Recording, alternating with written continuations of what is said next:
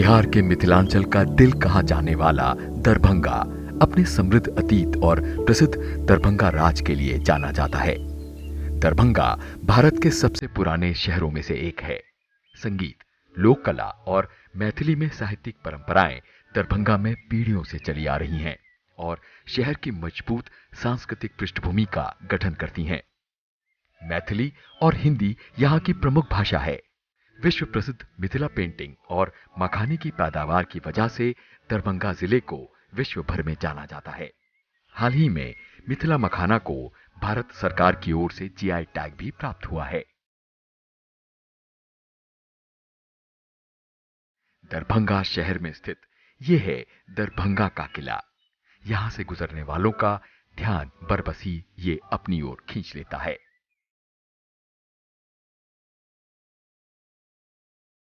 दरभंगा के महाराज का ये किला उत्तर बिहार की दुर्लभ और आकर्षक धरोहरों में से एक है। भारत सरकार के पुरातत्व विभाग ने 1977-78 में इस किले का सर्वेक्षण कराया था। इसकी ऐतिहासिक महत्वता को स्वीकार करते हुए इस किले की तुलना दिल्ली के लाल किले से की गई थी। पर दुखद बात यह है कि दरभंगा की ये बेमिसाल धरोहर अब रखरखाव के अभाव में एक खंडहर में तब्दील हो रही है। शहर की पहचान माने जाने वाले इस किले की वास्तुकारी फतेहपुर सीकरी के बुलंद दरवाजे से जोड़ी जा सकती है। किले की दीवारों का निर्माण लाल ईंटों से हुआ है। इसकी दीवार 1 किलोमीटर लंबी और करीब 500 मीटर चौड़ी है। किले के मुख्य द्वार, जिसे सिंह द्वार कहा जाता है, पर दुर्लभ चित्र उकेरे गए हैं। भौगोलिक दृष्टि से दरभंगा पोखरों और नदियों का क्षेत्र है। इलाके की बसावट पश्चिम में बागमती और पूर्व और उत्तर में कमला नदी के बीच बसी है। तो आपके सांसद की इस कड़ी में हम आपको लिए चलते हैं दरभंगा लोकसभा क्षेत्र में, मिलते हैं स्थानीय सांसद महोदय से और पड़ताल करते हैं इस क्षेत्र में हुए विकास की और यहाँ के नागरिकों की ख्वाहिशों की। आपके सांसद की इस कड़ी में हम बिहार के दरभंगा में हैं। दरभंगा मिथिला का गढ़ है या कहें सांस्कृतिक राजधानी भी कहा जाता है और दरभंगा संसदीय क्षेत्र से सांसद हैं गोपाल जी ठाकुर। आप पहले पंचायत स्तर पर थे, फिर विधायक बने और अब 2019 में दरभंगा से जीतकर आप बने हैं लोकसभा सांसद। तो आज की कड़ी में हम बात करेंगे गोपाल जी ठाकुर से दरभंगा संसदीय क्षेत्र को लेकर, क्या है उनके प्रयास, किस तरह के कामकाज उन्होंने अब तक किए हैं और आने वाले समय में और क्या कुछ वो दरभंगा के लिए करने जा रहे हैं।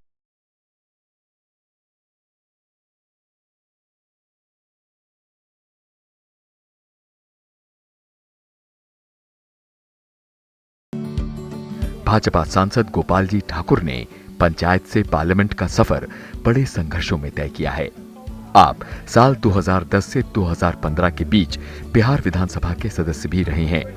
मूलतः किसान परिवार से आने वाले गोपाल जी ठाकुर का रुझान शुरू से जनसेवा की तरफ रहा। किस तरह आपका राजनीति में आना हुआ? हमारे स्वर्गीय श्रद्धेय पिताजी श्री गणेश प्रसाद ठाकुर, जो किसान भाई के नाम से जाने जाते थे इलाके में, और वो जनसंघ काल से जनसंघी थे और वो अपना काम जनसंघ का करते थे, तो उसमें हम लोग बचपन से देखते आते थे।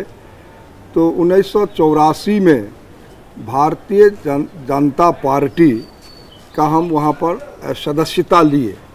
उससे पहले विद्यार्थी परिषद में हमको काम करने का अवसर प्राप्त हुआ और राष्ट्रीय स्वयंसेवक संघ के प्रशिक्षित स्वयंसेवक के रूप में भी हमने काम किया।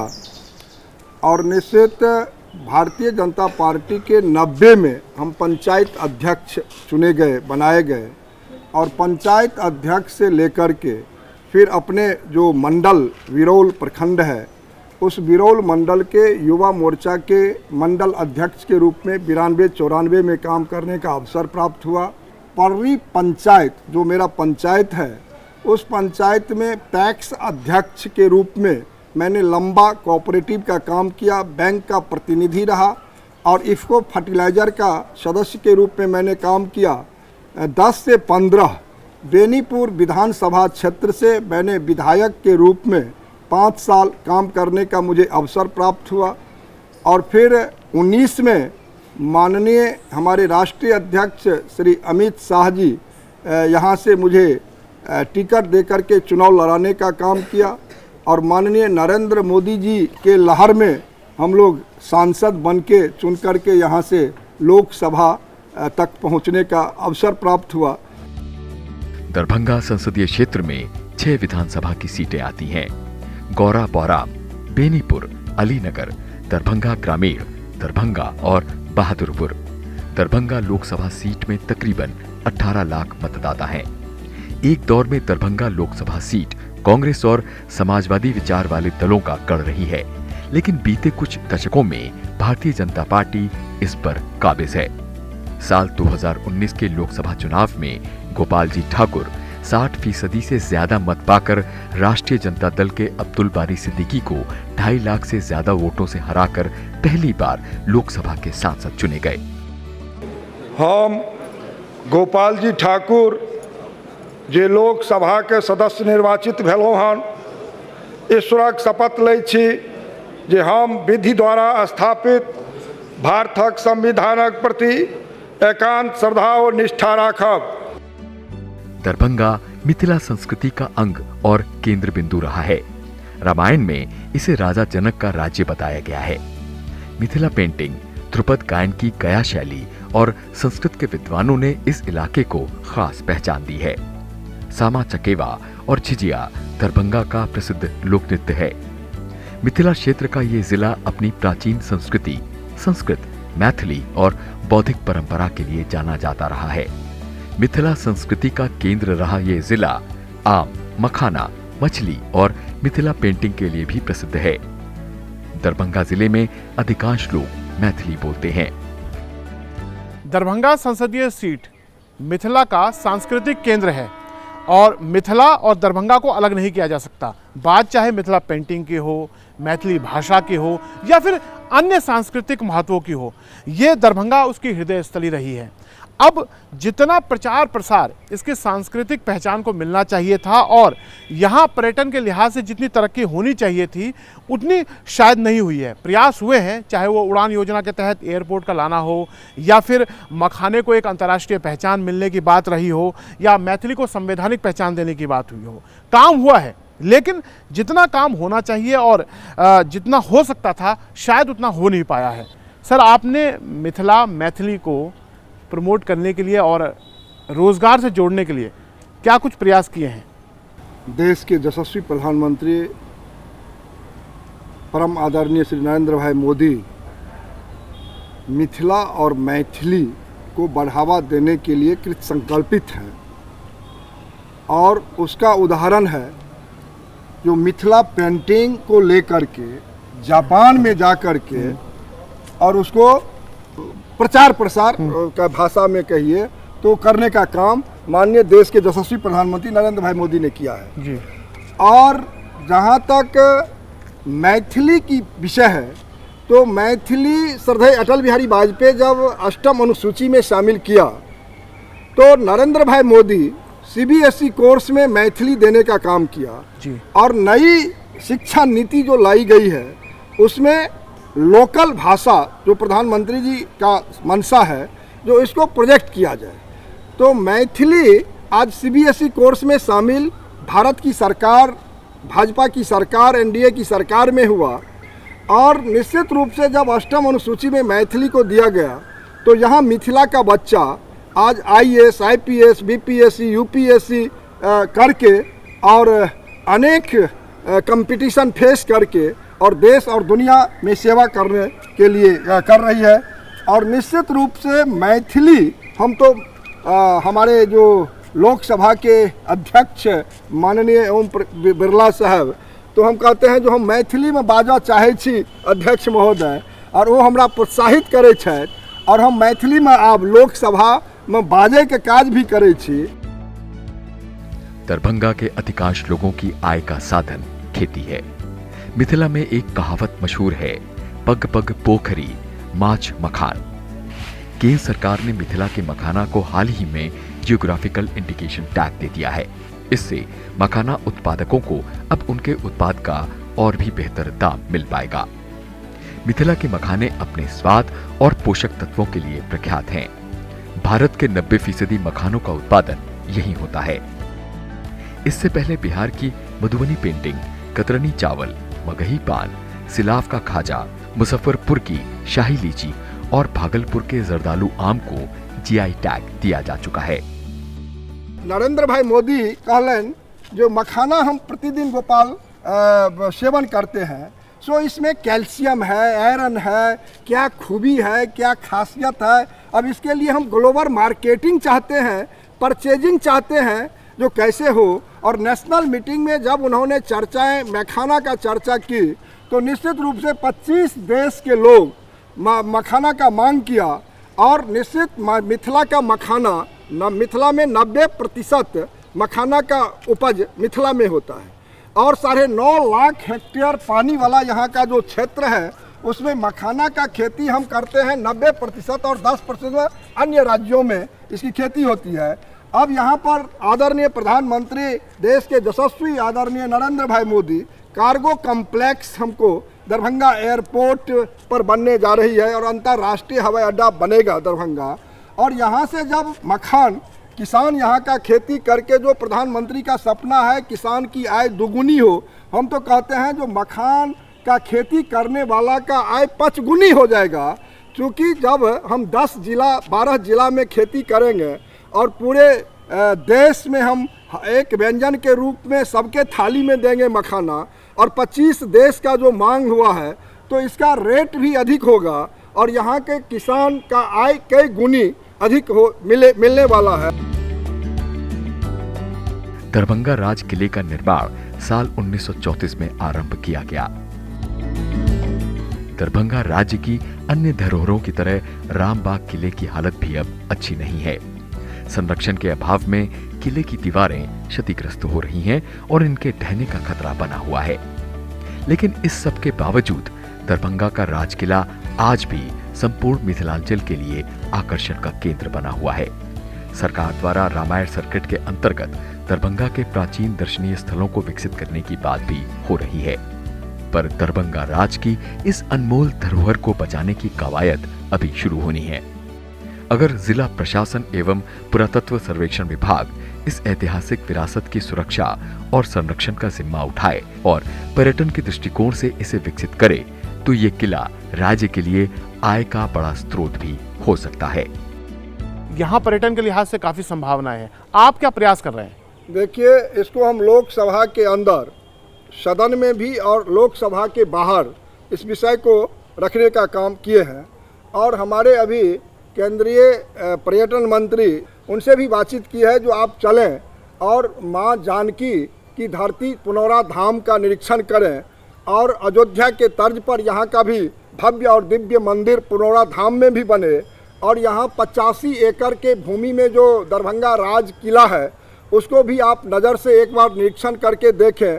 और जो यहाँ पर आप कर सकते हैं, निश्चित रूप से ये पर्यटक के लिए बहुत बड़ा उपयोगी चीज़ है, धरोहर है हम लोगों का।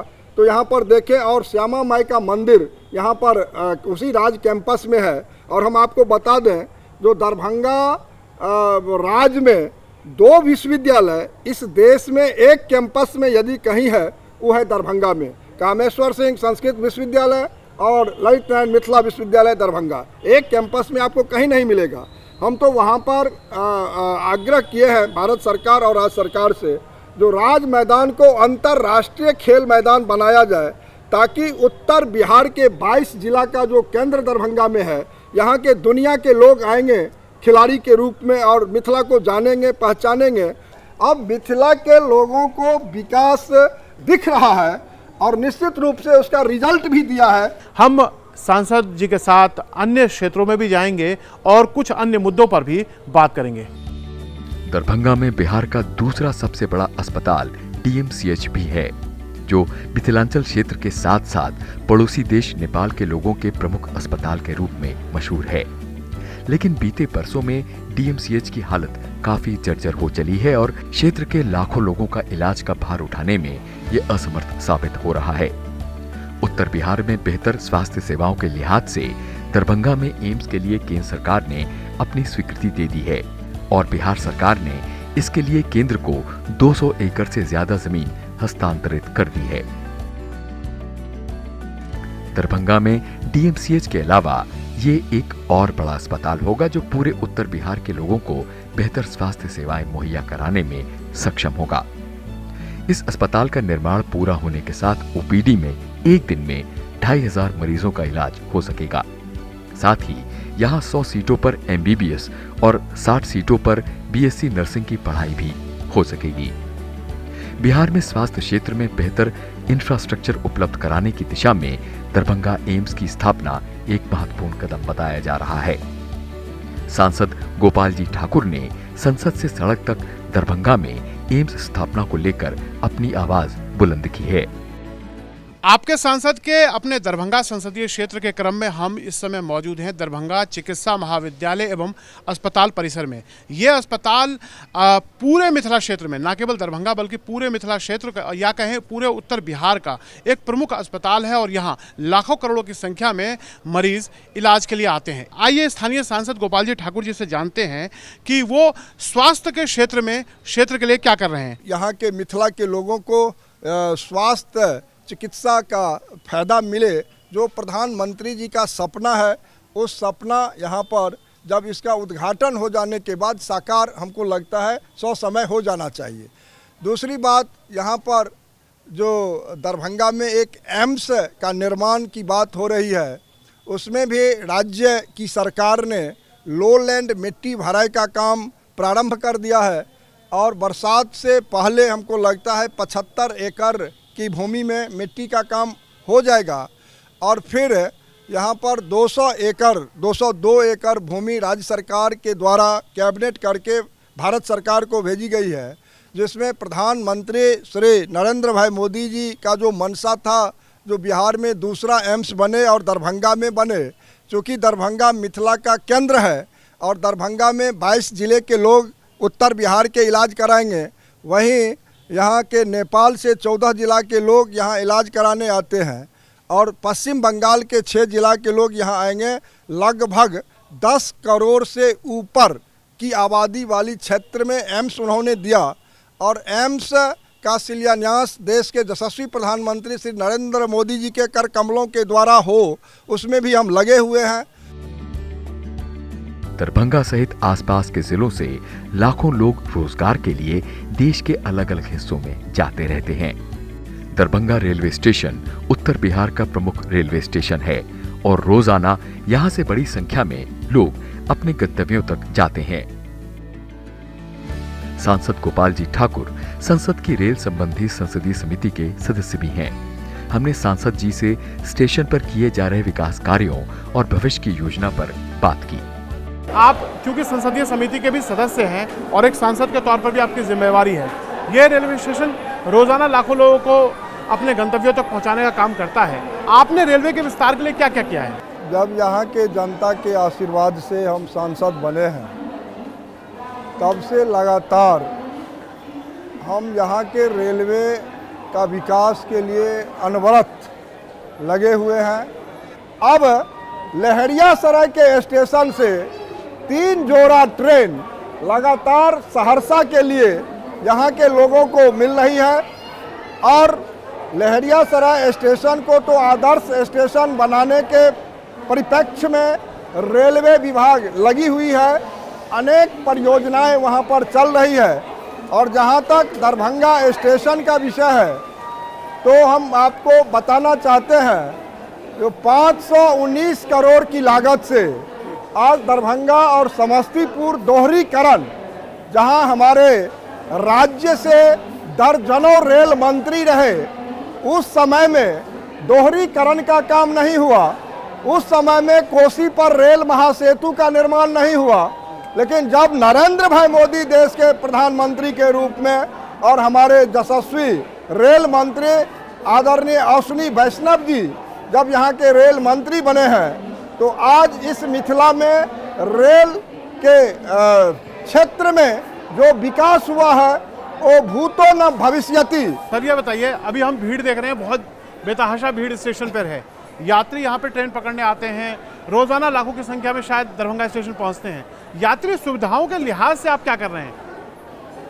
देखिए यहाँ के यात्री के सुविधा के लिए हमने दिखाया ना, जो एक्सलेटर की व्यवस्था हुआ है, पानी की व्यवस्था हुआ है, यहाँ पर वेटिंग हॉल की व्यवस्था हमने किया है, यहाँ के अधिकारियों कर्मचारियों के लिए करोड़ों रुपया का रेस्ट हाउस बनाने का काम हमने किया है। लिफ्ट का निर्माण भी हमने करोड़ों रुपया की लागत से लिफ्ट का निर्माण भी करवाया है। और यहाँ पर ई स्टेशन के पूरब दिशा से एक नया गेट निर्माण के लिए भी हमने स्वीकृति भारत सरकार से दिलवाई है। और अनवरत मेरा निरीक्षण होता है स्टेशन पर, लोगों के साथ हम बैठ करके बातचीत करते हैं। दरभंगा क्षेत्र में प्रतिभा की कमी नहीं है, लेकिन रोजगार के अवसर न होने के कारण यहाँ से प्रतिभा का पलायन बड़ी संख्या में देश विदेश में हो रहा है। हमने सांसद गोपाल जी ठाकुर से जब इस बाबत बात की तो ये हमें दरभंगा में बन रहे आईटी पार्क की तरफ ले गए। दरभंगा में एयरपोर्ट शुरू होने के बाद यहाँ आईटी सेक्टर में काफी संभावनाएं दिख रही हैं। जिस जगह पे हम खड़े हैं वहां दरभंगा में अभी एक आईटी पार्क बनने वाला है। इस आईटी पार्क से यहाँ रोजगार के नए अवसर खुलेंगे। 19 में जब हम सांसद यहाँ का जनता के आशीर्वाद से बने, तब से लगातार प्रयासरत रहा और मार्च 21 में यहाँ पर कार्य प्रारंभ करवाने का मैंने काम किया। और आप देख रहे हैं 10 करोड़ की लागत से दरभंगा में आईटी पार्क लगभग बन के तैयार होने की स्थिति में आ गई है।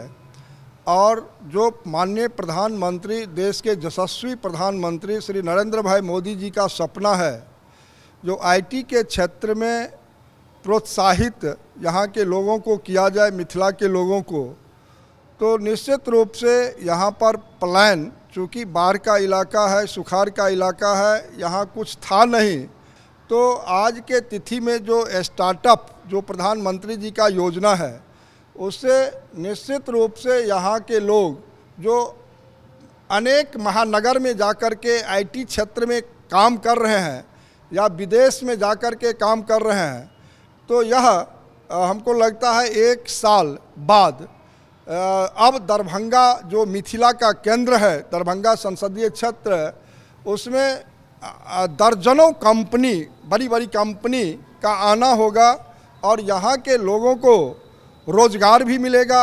उसमें यह आईटी पार्क यहाँ के लोगों के लिए वरदान साबित होने वाला है। पहली बार सांसद के तौर पर लोकसभा पहुंचे गोपाल जी ठाकुर की सदन में भागीदारी काफी सराहनीय रही है। गोपाल जी ठाकुर ने लोकसभा में अब तक के 9 सत्रों में प्रश्नकाल के दौरान जनहित से जुड़े 126 सवाल अलग अलग मंत्रालयों से पूछे हैं। लोकसभा में सांसद महोदय ने 39 चर्चाओं में भाग लेकर अपने संसदीय क्षेत्र और मिथिलांचल से जुड़ी समस्याओं को सदन में उठाया है कि मखाना का जीआई टैग मिथिला मखाना के नाम से किया जाए, ताकि मिथिला क्षेत्र की संस्कृति और पहचान बनी रहे। 17वीं लोकसभा में बीते 9 सत्रों में सांसद महोदय की उपस्थिति के आंकड़ों पर हम नजर डालें तो पहला सत्र 97%, दूसरा सत्र 100%, तीसरा सत्र 100%, चौथा सत्र 100%, पांचवा सत्र 100%, छठा सत्र 100%, सातवां सत्र 78%, आठवां सत्र 100%, नौवां सत्र 100%। सांसद गोपाल जी ठाकुर अपने गृह क्षेत्र में जनता से संवाद कर उनकी समस्याओं को जानने का प्रयास करते हैं और संसद सत्र के दौरान सदन के अंदर तमाम मुद्दों को उठाते हैं और सरकार से अपने क्षेत्र के लिए योजनाएं और फंड जुटाते हैं। मैं सांसद जी से और नीति आयोग से यही मांग करता हूं कि एक सर्वे टीम दरभंगा के लिए भेजा जाए और दरभंगा किस तरह से दरभंगा गरीबी रेखा में आ रही है और उसको किस तरह से निदान दिया जाए। इसके लिए मैं सीएसआर का एक एस्पिरेशनल डिस्ट्रिक्ट का नॉर्म है, उस एस्पिरेशनल डिस्ट्रिक्ट में दरभंगा को दिलवाया जाए, ताकि इस एस्पिरेशनल डिस्ट्रिक्ट से दरभंगा में कई सारी कंपनियाँ अपने सीएसआर फंड से इस क्षेत्र को विकास करेगी। आज तक कोई भी सांसद जब भी कभी मिलने का होता था तो दिल्ली जाना पड़ता था आदमी को, और ये जैसे एक मुखिया हर पंचायत में वर्तमान में अभी जो कार्य कर रहा है या दिख रहा है, ये मुखिया से भी ज़्यादा परिश्रम कर रहे हैं। कोई ऐसा गांव या कोई ऐसा कस्बा नहीं है जहां मेरे सांसद जी नहीं जाते हो। हम सब बहुत खुश हैं इस धरती पे दरभंगा जिला में हमारा एम्स जो आया है, इससे महिला बहुत ही खुश है, उत्साहित है कि आज हम लोग को दिल्ली जाना पड़ता था।